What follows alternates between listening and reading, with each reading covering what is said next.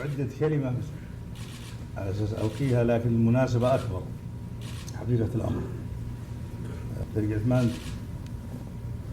تهنئني، لكن أنا اللي أهنئكم على الحقيقة على كسب رضا الله سبحانه وتعالى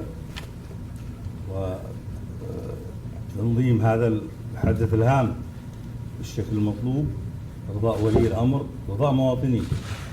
حقيقة الأمر اليوم تأخرت ما قدرت أجي من سيل المكالمات، كلهم معنوياتهم عالية، مرتاحين، فخورين، كانوا قلقين من الأبواق هذه اللي كانت تتكلم قبل الحج، يعني ولو حاولوا لكن في رجال يصدونهم طبعا.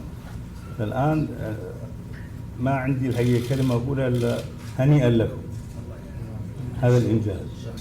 إحساسنا كلنا بالفخر حقيقة. وانتم دخلتوا تحدي كان فيه الظروف الإقليمية صعبة، التهديدات كثيرة، فالحمد لله لكن عملتوا يعني بهدوء، باحترافية، والحمد لله هذه هي النتائج. الحمد لله هذا يعني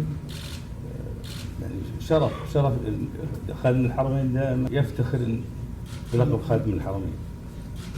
كان اليوم سعيد جدا، انتهاء يعني المرحلة قبل الأخيرة، الحمد لله رب. لكن الحقيقة أنا ما من زمان ما شفت تناغم بين الأجهزة مثل السنة هذه. كل الأجهزة، وأعتقد هذا من أحد الأسباب اللي يعني حتى المدنية كلها.